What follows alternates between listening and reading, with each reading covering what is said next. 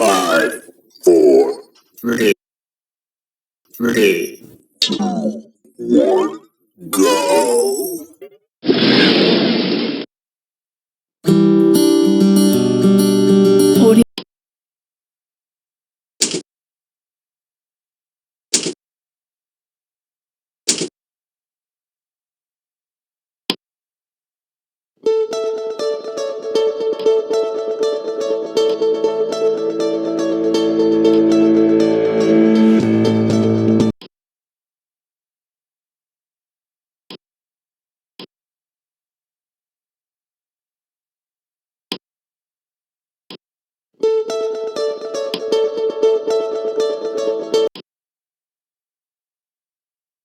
Prinsip rem, kendaraan tidak dapat berhenti dengan segera dan cenderung akan tetap bergerak ketika mesin dibebaskan atau tidak dihubungkan dengan pemindah daya.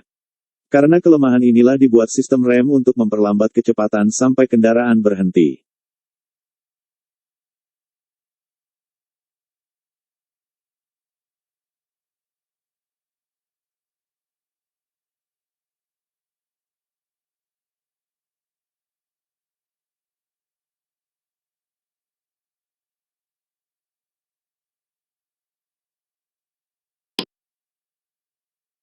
Prinsip rem, rem mengubah energi kinetik atau gerak menjadi energi panas untuk memperlambat atau menghentikan kendaraan. Efek pengereman diperoleh dari adanya dua objek yang saling bergesekan yang melawan sistem gerak putar. Tipe rem, 1. Rem kaki atau foot brake digunakan untuk mengontrol kecepatan dan menghentikan kendaraan. 2. Rem parkir atau parking brake untuk memarkir kendaraan. 3. Rem tambahan atau auxiliary brake digunakan untuk membantu rem kaki dan digunakan untuk kendaraan besar. Tipe rem kaki, 1. Rem hidraulis atau hidrolik atau disebut hydraulic brake. 2. Rem pneumatik. Kelebihan rem hidrolis, yang pertama, lebih respon. Selanjutnya, konstruksinya lebih sederhana. Lalu, mempunyai konstruksi yang khusus dan handal. Rem hidraulis banyak digunakan pada kendaraan penumpang dan truk ringan.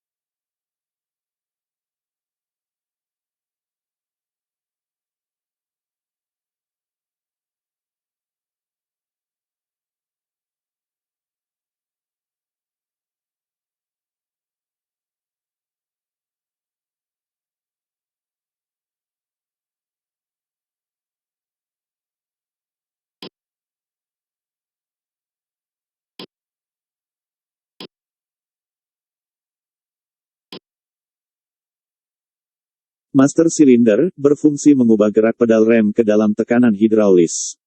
Master Cylinder terdiri dari reservoir tank yang berisi minyak rem. Demikian juga piston dan silinder yang membangkitkan tenaga hidraulis. Jenis Master Cylinder ada dua tipe, yaitu tipe tunggal atau disebut single Master Cylinder, dan tipe ganda atau tandem Master Cylinder. Master Cylinder tipe ganda, sistem hidraulisnya dipisahkan menjadi dua, yaitu masing-masing untuk roda depan dan roda belakang. Master Cylinder tipe ganda lebih banyak digunakan karena mempunyai keuntungan jika salah satu sistem tidak bekerja, maka sistem lain tetap berfungsi dengan baik.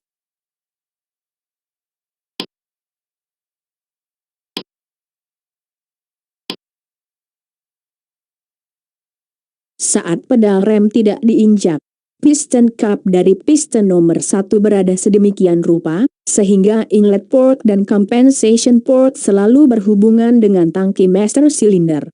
Piston nomor 2 berada pada posisi baut penyetop atau stopper bolt dan posisi cupnya sama dengan posisi piston nomor 1. Perbedaan pegas yang dipunyai salah satu pada bagian depan atau piston nomor 2 sangat kuat. Bila pegas yang dipasangkan pada bagian depan lemah, dengan sendirinya kerja dari compensation port atau lubang kompensasi terganggu. Saat pedal rem diinjak, piston nomor 1 akan bergerak ke depan oleh dorongan fluida, kemudian cupnya menutup compensating port. Ini berarti hubungan antara tangki dan silinder terputus. Bila piston ditekan terus akan menyebabkan naiknya tekanan di depan piston nomor 1 yang mana tekanan ini akan menggerakkan piston nomor 2, sehingga di depannya akan timbul tekanan fluida. Kedua tekanan fluida selanjutnya disalurkan ke masing-masing silinder roda. Saat pedal rem dibebaskan. Pada saat pedal rem dibebaskan dengan adanya tenaga pegas, piston didorong kembali ke belakang. Bersamaan dengan itu, minyak rem terdorong mulai dari silinder roda sampai ke tangki melalui inlet port, piston cup spacer, piston cup sebelah luar ke silinder. Apabila minyak sudah penuh di dalam silinder, maka minyak mengalir ke tangki melalui compensating port.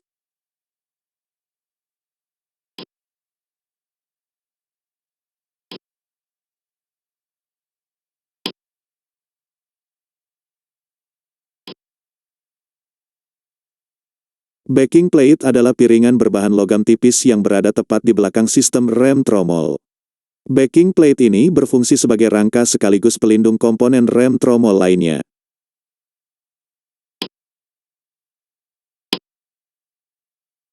Fungsi silinder roda adalah untuk mengubah tekanan fluida yang dibangkitkan oleh master silinder atau master rem menjadi gerakan mekanis yang mendorong sepatu rem atau brake shoe. Setiap roda menggunakan satu atau dua buah silinder roda. Ada sistem yang menggunakan dua piston untuk menggerakkan kedua sepatu rem, yaitu satu piston untuk setiap sisi silinder roda, sedangkan sistem yang lainnya menggunakan satu piston hanya untuk menggerakkan satu sepatu rem. Fungsi sepatu rem dan kanvas adalah sebagai tempat untuk meletakkan atau melekatnya kanvas rem pada sistem rem. Brake shoe terdiri dari dua sepatu rem yang masing-masing berbentuk setengah lingkaran. Sedangkan brake lining berfungsi sebagai bidang gesek pengereman dengan tromol rem pada saat rem dioperasikan, sehingga putaran roda diperlambat dan gaya gesek ini akan dirubah menjadi energi panas yang diserap oleh tromol rem.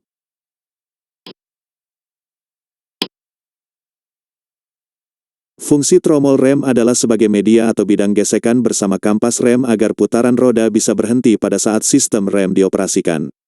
Tromol tersambung ke baut roda, sehingga ketika mobil bergerak maka tromol juga akan ikut bergerak. Pada saat kanvas rem menyentuh permukaan tromol, akan timbul gesekan karena tromol rem bersifat dinamis atau berputar dan kampas rem bersifat statis atau diam.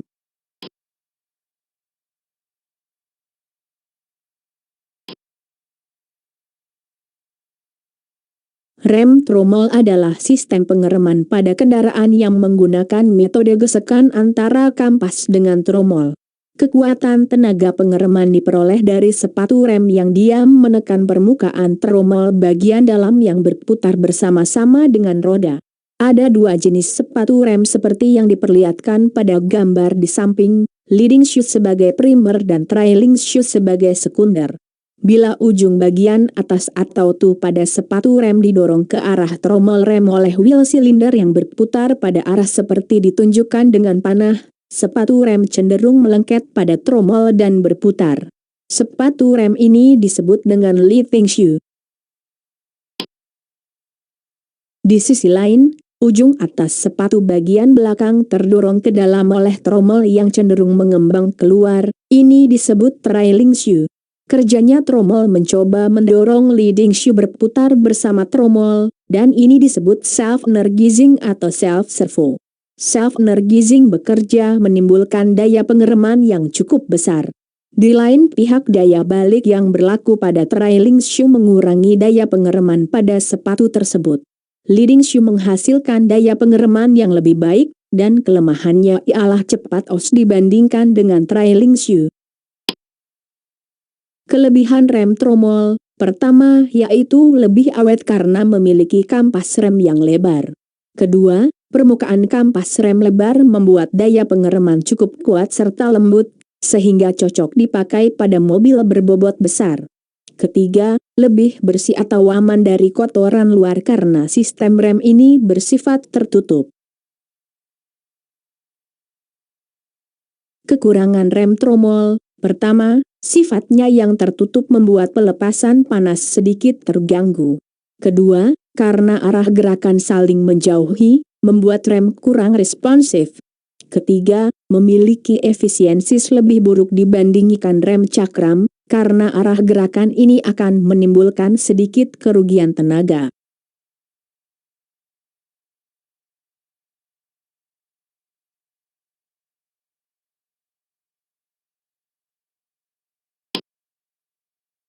Prinsip rem tromol. Rem tromol bekerja dengan prinsip gesekan. Gesekan ini akan mengubah energi putar pada tromol rem menjadi energi panas. Sehingga putaran roda akan berhenti dan temperatur sekitar rem akan meningkat. Konstruksi rem tromol memiliki dua buah kampas rem yang terletak di bagian dalam. Lalu di bagian luar kampas rem terdapat komponen berbentuk mangkuk yang kita kenal sebagai tromol rem. Arah gerakan rem tromol itu saling menjauhi, artinya saat rem ditekan maka dua buah kampas rem akan bergerak ke arah luar atau saling menjauhi. Gerakan tersebut akan membuat kampas rem menekan permukaan dalam tromol rem. sehingga terjadilah gesekan yang akan menghentikan putaran tromol dan roda.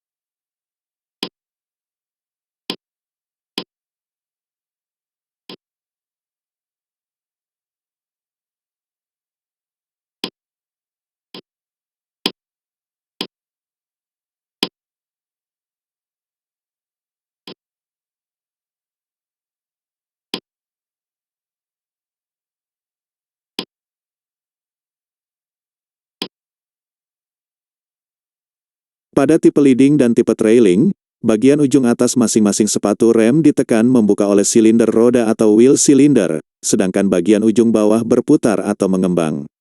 Tipe ini hanya terdapat pada silinder roda tunggal atau single wheel cylinder. Bila tromol berputar ke arah depan dan pedal rem diinjak, maka bagian ujung atas sepatu ditekan membuka ke sekeliling ujung bawah oleh silinder roda dan berlaku daya pengereman terhadap tromol. Sepatu bagian kiri disebut leading shoe, dan sepatu sebelah kanan disebut trailing shoe. Sedangkan bila tromol berputar pada arah berlawanan atau arah mundur, maka leading shoe menjadi trailing shoe. Tetapi keduanya tetap menekan dengan gaya pengereman yang sama dengan pada saat putaran arah maju. Leading shoe lebih cepat aus dibandingkan dengan trailing shoe, bila rem sering digunakan dalam gerak maju. Tipe jenis ini banyak digunakan pada rem belakang kendaraan penumpang dan kendaraan kecil jenis komersil.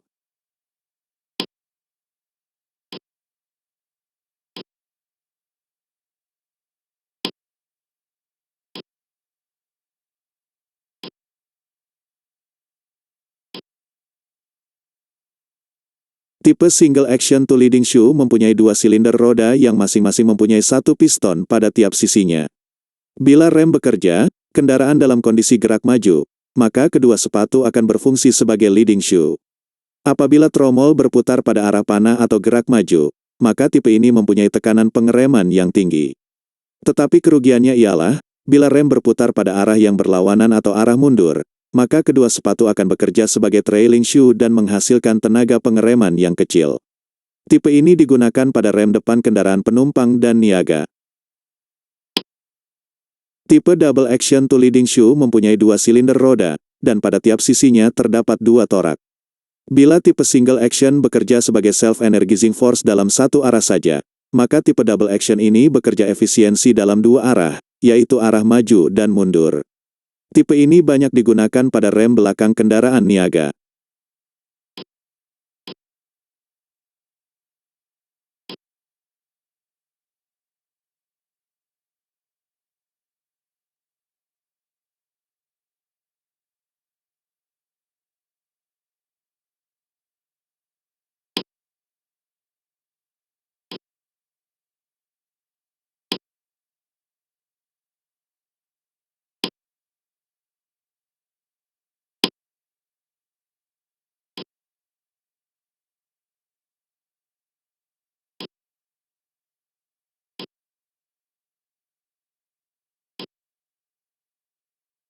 Tipe uniservo mempunyai silinder roda tunggal dengan satu piston saja, dan penyetelannya berhubungan dengan kedua sepatunya.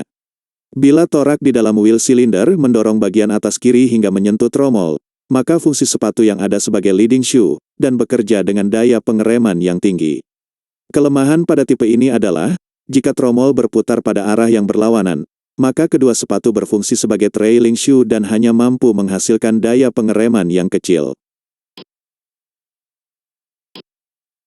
Tipe duo servo ini merupakan versi penyempurnaan dari tipe uniservo yang mempunyai 2 piston pada setiap silinder rodanya.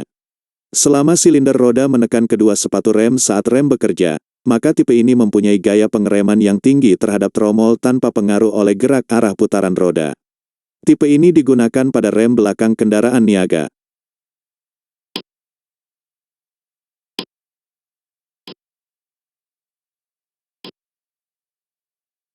Piringan rem berfungsi sebagai media yang akan bergesekan dengan pad rem, kampas rem. Piringan rem berhubungan dengan roda, artinya saat roda berputar piringan juga ikut berputar.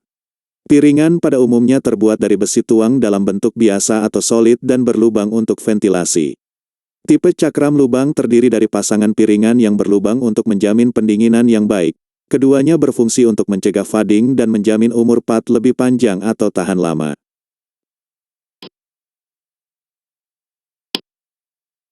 Pad rem berfungsi sebagai bidang gesek dengan piringan. Pad atau dispad umumnya terbuat dari campuran metalik fiber dan sedikit serbuk besi. Tipe ini disebut dengan semi-metalik dispad. Pada pad diberi garis celah yang berguna untuk mengetahui tebal pad atau batas yang diizinkan sehingga dapat mempermudah pengecekan keausan pad. Pada beberapa pad, penggunaan metallic plate atau disebut dengan anti-squeal seam dipasangkan pada sisi piston dari pad untuk mencegah bunyi saat berlaku pengereman.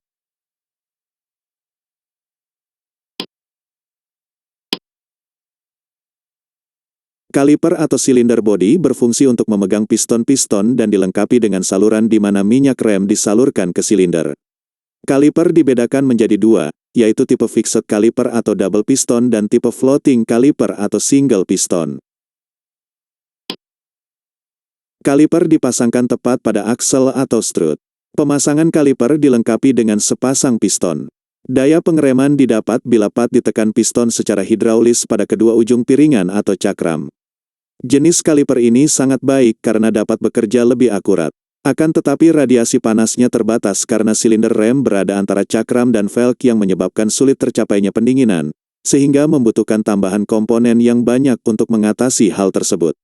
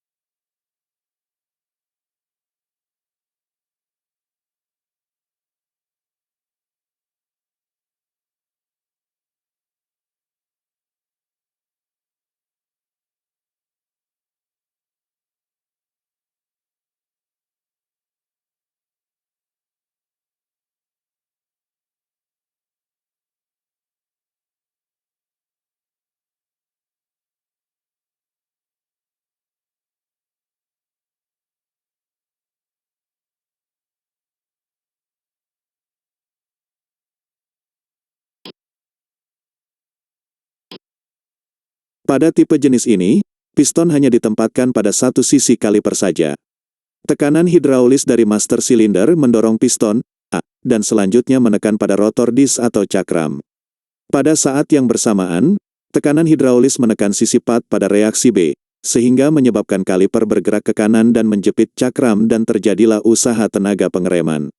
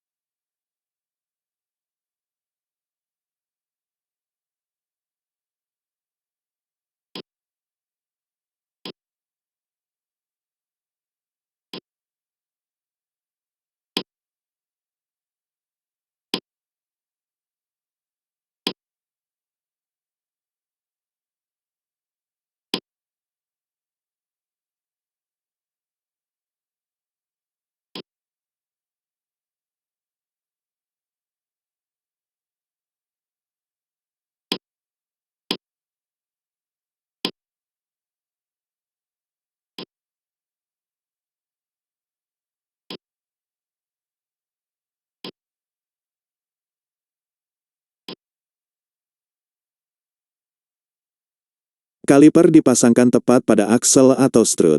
Pemasangan kaliper dilengkapi dengan sepasang piston. Daya pengereman didapat bila pad ditekan piston secara hidraulis pada kedua ujung piringan atau cakram. Jenis kaliper ini sangat baik karena dapat bekerja lebih akurat. Akan tetapi radiasi panasnya terbatas karena silinder rem berada antara cakram dan velg yang menyebabkan sulit tercapainya pendinginan, sehingga membutuhkan tambahan komponen yang banyak untuk mengatasi hal tersebut.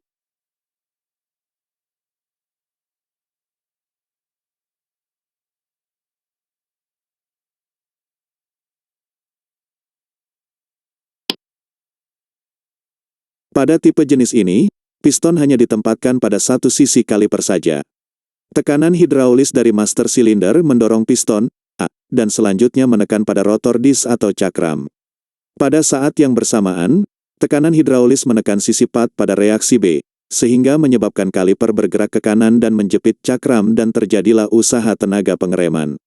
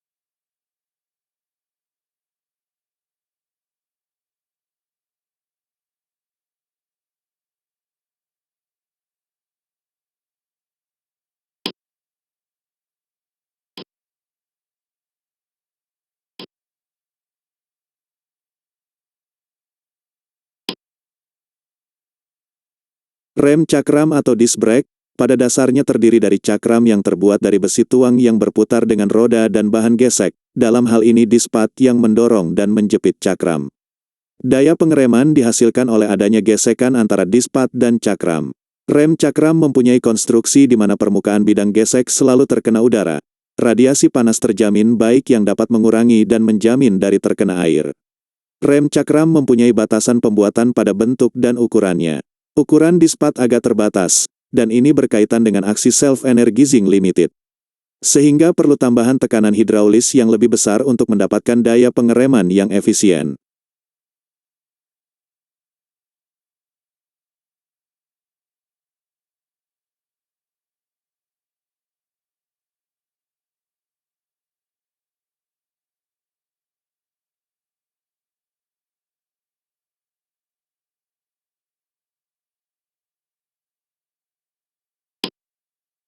Selain itu pada pad juga akan lebih cepat aus daripada sepatu rem pada rem tromol. Akan tetapi dengan konstruksi yang sederhana, rem cakram lebih mudah dalam perawatannya serta penggantian padnya. Komponen utama pada rem cakram meliputi piringan atau rotor disk, kaliper, dan pad rem. Dengan dilakukan pengereman yang berulang-ulang akan timbul panas karena gesekan antara tromol dan sepatu rem. Hal ini akan menyebabkan kemampuan pengereman menurun. Kejadian ini disebut dengan istilah fading. Sistem rem cakram ini dinilai lebih simpel dan lebih responsif, karena dengan luas penampang rem yang kecil namun arah gaya gesek saling menekan membuat sistem pengereman menjadi lebih efektif. Kelebihan rem cakram yaitu, pertama, memiliki bentuk yang ringkas sehingga cocok untuk kendaraan kecil. Kedua, dengan model yang terbuka, membuat pelepasan panas menjadi lebih baik sehingga rem tidak gampang panas. Ketiga, daya pengereman mencapai maksimal karena metode yang digunakan adalah jepitan. Kekurangan rem cakram yaitu, pertama, memiliki luas kampas yang lebih kecil sehingga daya pengereman tidak sekuat rem tromol. Kedua, lebih cepat aus karena metode jepitan pada rem cakram membuat penekanan kampas menjadi besar. Ketiga, dengan model terbuka, kaliper berpotensi kemasukan kotoran yang bisa merusak kaliper. Prinsip rem cakram bekerja dengan metode jepitan pada sebuah piringan. Jepitan kampas rem pada sebuah piringan ini digerakkan oleh piston yang terdapat di dalam kaliper rem. Saat kita menginjak pedal rem, maka cairan hidrolik akan mengalir dan menekan piston di dalam kaliper rem. Piston yang tertekan ini akan bergerak menekan dua buah kampas rem dengan arah saling mendekati secara segaris. Di tengah dua kampas rem terdapat sebuah piringan rem yang terhubung dengan roda. Sehingga gerakan kampas rem yang saling mendekati akan menjepit piringan rem.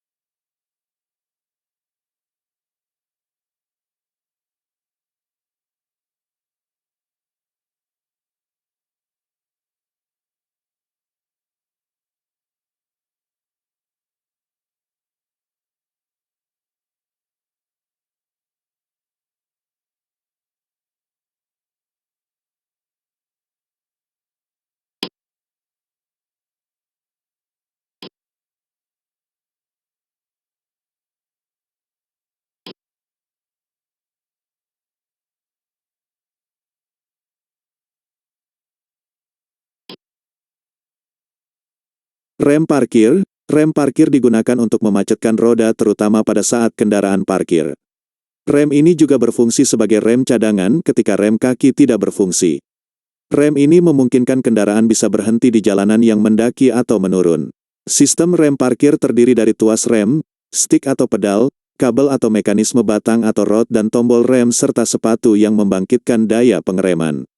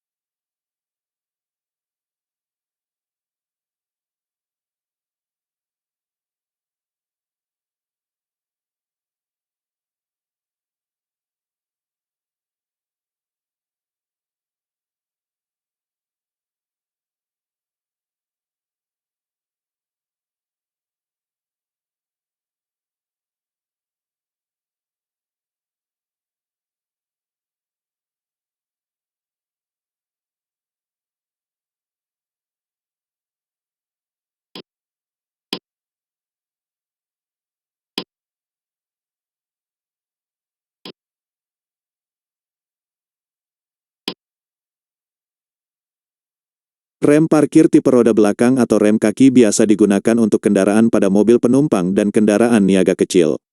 Sedangkan tipe center brake biasa digunakan pada kendaraan niaga yang besar. Mekanisme kerja rem parkir pada dasarnya sama untuk tipe rem parkir belakang dan tipe center brake. Tuas rem parkir ditempatkan berdekatan dengan tempat duduk pengemudi dengan menarik tuas rem parkir, maka rem bekerja melalui kabel yang dihubungkan dengan tuas. Pelayanan rem tipe saring atau rem kaki. Tipe rem parkir ini digabungkan dengan rem kaki. Hubungannya dilakukan secara mekanik, dihubungkan pada sepatu rem pada kendaraan yang mempunyai tromol rem atau pada piston pada mobil yang menggunakan disc brake. Kendaraan dengan tromol rem, pada tipe rem parkir ini, sepatu rem akan mengembang oleh tuas sepatu rem dan shoe root. Kabel rem parkir dipasang pada tuas, sepatu rem, dan daya kerja dari tuas rem parkir dipindahkan melalui kabel rem parkir ke tuas sepatu rem. Kendaraan dengan rem piringan, pada tipe rem parkir ini, mekanisme rem parkir disatukan dalam kaliper rem piringan. Gerakan tuas menyebabkan poros tuas atau lever shaft berputar sehingga menyebabkan spindle menggerakkan piston. Hasilnya, pad terdorong menekan rotor piringan atau rotor disc. Pad menjadi aus dan langkah rem parkir akan bertambah. Dengan alasan ini, maka dilengkapi mekanisme penyetelan otomatis pada mekanisme rem parkir untuk menjaga langkah spindle agar tetap konstan setiap waktu. Kendaraan dengan rem piringan, pada tipe rem parkir jenis ini, tromol rem parkir terpisah dari rem piringan belakang seperti pada gambar di bawah ini. Cara kerjanya sama dengan tipe rem parkir seperti pada tromol.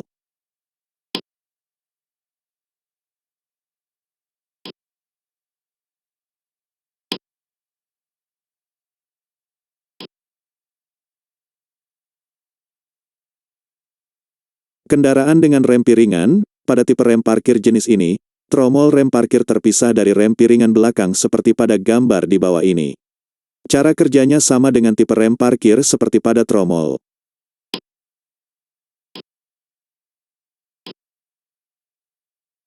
Tipe center brake. Tipe rem parkir jenis center brake banyak digunakan pada kendaraan jenis komersil. Tipe ini merupakan salah satu dari tipe rem tromol tetapi dipasang antara bagian belakang transmisi dan bagian depan propeller shaft. Daya pengereman terjadi pada saat sepatu rem yang diam ditekan dari bagian dalam terhadap tromol yang berputar bersama output shaft transmisi dan propeller shaft. Tipe rem ini bekerjanya sama dengan rem parkir tipe saring pada kendaraan yang menggunakan rem tromol.